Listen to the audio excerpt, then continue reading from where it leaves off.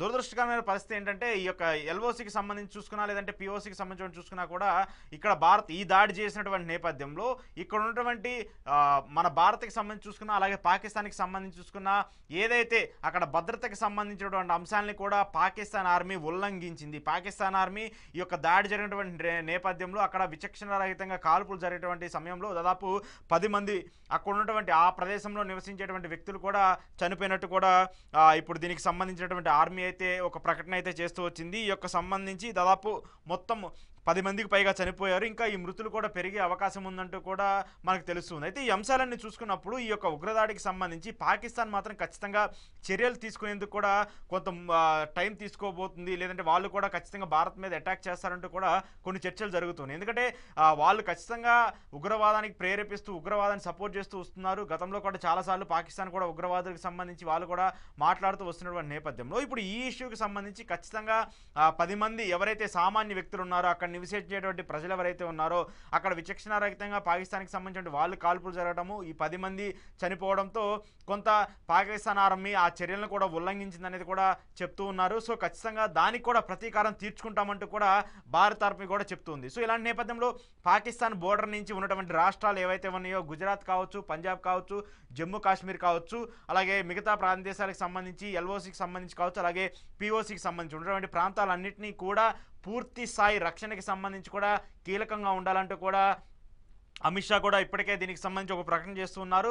ఆర్మీకి సంబంధించి అధికారులకు సంబంధించి సెలవులను కూడా ఇమీడియట్గా రద్దు చేస్తున్నట్టు కూడా అమిత్ షా తెలుపుతూ వచ్చారు. ఎందుకంటే ఈ యొక్క బిఎస్ఎఫ్ సంబంధించి బోర్డర్ సెక్యూరిటీ ఫోర్సెస్కి సంబంధించి ఏవైతే ఉన్నాయో వాళ్ళకు కూడా సెలవులను కూడా రద్దు చేస్తున్నట్టు కూడా అమిత్ షా ఇప్పటికే ప్రకటించారు. సో ఈ 3 రాష్ట్రాలకి సంబంధించి పాకిస్తాన్ సరిహద్దుల్లో ఉంటాయి కాబట్టి పాకిస్తాన్కి క్లోజ్గా ఉంటాయి కాబట్టి అక్కడ బోర్డర్ సెక్యూరిటీని కూడా అలర్ట్ చేస్తూ వచ్చారు. ఒకవేళ పాకిస్తాను కాశ్మీర్కి సంబంధించి పిఓసికి సంబంధించిన దాడులు చేయకుండా కావాలని కుట్రపూరితంగా భారత్కి సంబంధించి భారత ప్రజలకు సంబంధించి అటాక్ చేయాలని చూసుకుంటే ఒకవేళ అక్కడ కూడా సెక్యూరిటీని టైట్ చేస్తున్నామంటూ కూడా ఇప్పటికే చెప్తున్నారు. సో గుజరాత్ పరిసర ప్రాంత గుజరాత్ ముఖ్యమంత్రి కావచ్చు, అలాగే పంజాబ్కి సంబంధించిన ముఖ్యమంత్రి, అలాగే జమ్మూ కాశ్మీర్కి సంబంధించిన ముఖ్యమంత్రి ఉమర్ అబ్దుల్లాతో కూడా ఇక్కడ అమిత్ షా కీలకంగా మాట్లాడుతూ వచ్చారు. దీనికి సంబంధించి కూడా ఆయన కొన్ని ఉన్నటువంటి కీలకంగా ఉన్నటువంటి అధికారులందరితో కూడా మాట్లాడుతూ వచ్చారు. అక్కడ ఉన్నటువంటి గవర్నర్లకు కూడా కీలక ఆదేశాలు కూడా అమిత్ షా ఇచ్చేశారు. సో ఈ 10 మంది చనిపోయినటువంటి అంశాన్ని కూడా మీడియా ధృవీకరిస్తూ వచ్చింది.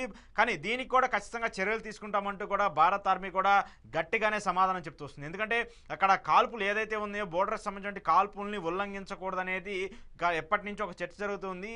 2 దేశాల మధ్య కూడా ఒక మంచి సన్నిహిత సంబంధాలు ఉన్నప్పటి నుంచి కూడా ఈ యొక్క చర్చ జరుగుతుంది. కానీ ఇప్పుడు ఏదైతే ఉగ్ర స్థావరాల మీద భారత్ దాడులు చేసిందో ఆ దాడులు చేసిన తర్వాత వాళ్ళు విచక్షణ రహితంగా కాల్పులు జరగడము, ఆ కాల్పులు జరిపినటువంటి నేపథ్యంలో ఇప్పుడు 10 మంది అమాయకులు అక్కడ నివసించేటువంటి ప్రజలు చనిపోవడము ఇవన్నీ చూసుకుంటూ వచ్చినప్పుడు సో ఖచ్చితంగా పాకిస్తాన్ ఏదో ఒక చర్య తీసుకోబోతుంది. సో దానికంటే ముందే మనం అలర్ట్గా ఉండాలని చెప్పేసి కూడా అమిత్ షా కూడా ఇప్పటికే హోంశాఖ మంత్రిగా ఉన్నటువంటి అమిత్ షా కూడా అన్ని రాష్ట్రాల హోంశాఖ మంత్రులకు, అలాగే అక్కడ గవర్నర్లకు, అలాగే అక్కడ ఉన్నటువంటి సెక్యూరిటీకి సంబంధించిన ఇంటెలిజెన్స్ చీఫ్లు కావచ్చు పూర్తిగా ఇప్పటికే ఆదేశాలు జారీ చేస్తూ వచ్చారు. ఎవరికి కూడా సెలవులో కూడా ఇచ్చే పరిస్థితి లేదు అని రద్దు చేస్తూ కూడా వచ్చినటువంటి పరిస్థితిని కూడా మనం చూస్తున్నాం. సో ఇక్కడ ఆపరేషన్ సింధూర్ చూసుకున్నా, ఇప్పుడు పాకిస్తాన్ చేసేటువంటి అటాక్ చూసుకున్నా, ఈ రెండింటికి సంబంధించి కూడా భారత్ చాలా సిద్ధంగా ఉంది, ఎదుర్కోవడానికి సిద్ధంగా ఉంది. ఇప్పటికే దీనికి సంబంధించి అందరి దగ్గర నుంచి కూడా మద్దతు కూడకొస్తూ ఉంది కూడా మనకు తెలుస్తుంది. ఇక మరోవైపు ఈ అంశానికి సంబంధించి ఈ దాడికి సంబంధించి ప్రధానంగా ఆపరేషన్ ఏదైతే పహల్గామ్ అటాక్ జరిగిందో పహల్గామ్ అటాక్ జరిగిన దగ్గర నుంచి ఇప్పటి వరకు కూడా